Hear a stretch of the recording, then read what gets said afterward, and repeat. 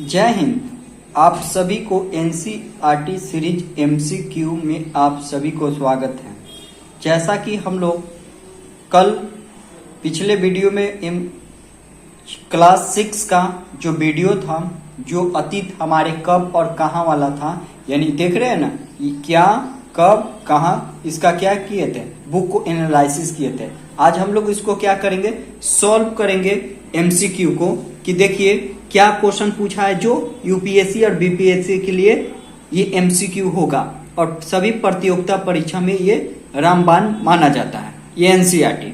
अब देखिए इसमें प्रश्न क्या पूछा है कि देखिए कि गेहूं फसल में निम्नलिखित कथनों पर विचार करें, यानी गेहूं फसलों पर संबंधित कथनों पर विचार करना है, यानी इस पे आपको कथन दे दिया।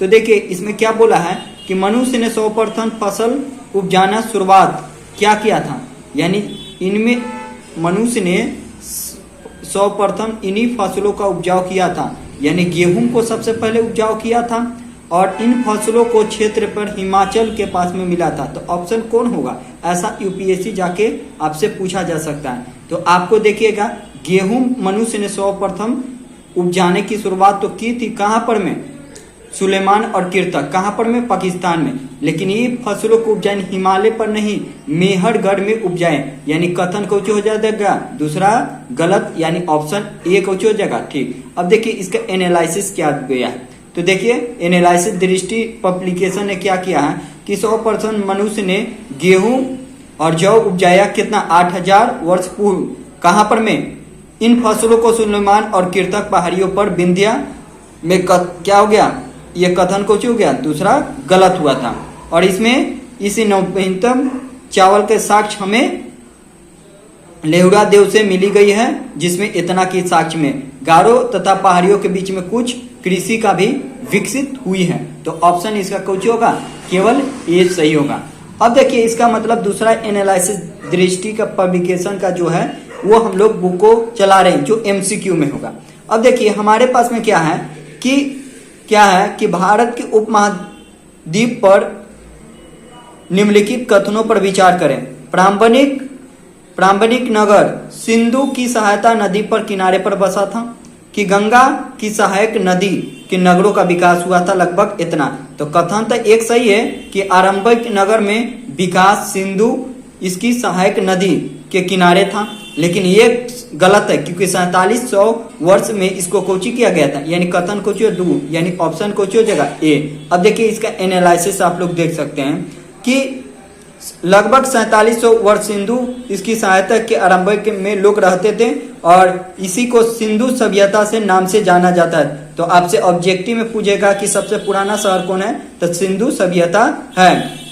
और आपसे क्या पे कि इसकी सहायक नदी गंगा का विकास में लगभग 2500 हुआ था, इसके आसपास है। तो पूछेगा कि गंगा का विकास कब हुआ था, 25, और प्रारंभिक नगर का शुरुआत कहाँ से हुआ था, तो ये वहां से हुई थी। तो आप समझ गए हैं कि इसका कथन कोची हो गया, यानी कथन दो गलत था, कथन ए, यानी ऑप्शन ए होगा।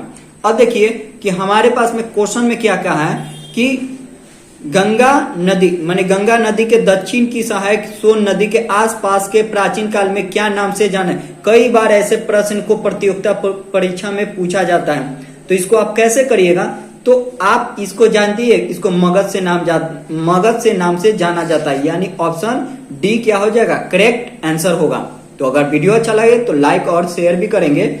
अब देखिए इसको एनालिसिस को, सोन नदी के आसपास के क्षेत्र में मगध प्राचीन काल में इसे पहला बड़ा राज इलाका में शासन शक्तिशाली था, जिसे विशाल स्थापित किया था। मगध की स्थापना कब की गई थी, पूछेगा कि मगध की स्थापना कब की गई थी, 6ठी शताब्दी में। जो मगध का संस्थापक कौन था, लगभग इतना बिंबिसार। क्या मेरी बात को समझ में आ गया, तो इसका ऑप्शन कौन होगा, डी होगा। तो क्या मेरी बात को समझ पा रहे। फिर देखिए हमारे पास में क्या है कि भारत के निम्नलिखित कथनों पर भी इनमें से कौन सा कथन सही है।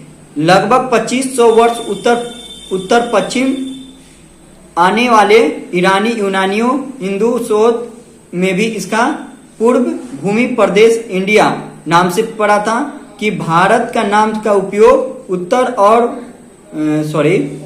उत्तर और पश्चिम में रहने वाले लोग ने भी इसकी की थी। तो ऑप्शन क्या होगा, यानी ऑप्शन दोनों 2500 और इसका क्यों, तो यानी ऑप्शन क्या होगा, सी करेक्ट आंसर होगा। तो इसके एनालिसिस आप लोग देख लीजिएगा, एक बार इसको स्क्रीनशॉट कर लीजिएगा। ओके, अब हम फिर देखते हैं इसका।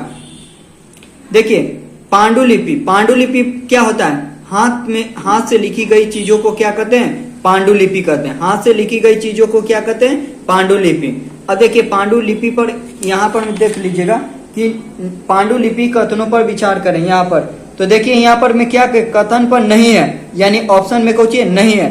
तो अतीत में लिखी गई चीजों को, पुस्तक को क्या कहते हैं, पांडुलिपि कहते थे। दूसरा क्या आपसे पूछेगा कि अंग्रेजी में पांडुलिपि को इतना शब्द में इतना, ये भी सही है, लेकिन ये पांडुलिपि काटकर ये भी ठीक है, लेकिन पांडुलिपि विवाह के रूप में संस्कृति में लिखा गया नहीं, ये नहीं लिखे, यानी डी को हो जाएगा, गलत हो जाएगी आंसर। तो आपको यानी पांडुलिपि क्या होता है, यानी हमारे पास में प्राचीन काल में न कोई पेन था न पेपर था, उसीलिए भुज नामक पेड़ के छाल पर लोग लिखते थे और उसी थे, यानी ऑप्शन डी होगा। इसी प्रकार के यूपीएससी सवाल बनाती है। अभिलेख के बारे में कथन पर विचार करें, यानी अभिलेख के बारे में कथन पर आपको विचार करना है। अब देखिए इनमें पत्थर अभिलेख कहा जाता था, अभिलेख नहीं, क्योंकि मोहर रहता है उसी को कोची कहते हैं, अभिलेख। और कभी कभी शासन अन्यथा इसमें, तो यानी ऑप्शन कोची हो जाएगा, ऑप्शन करेक्ट बी होगा।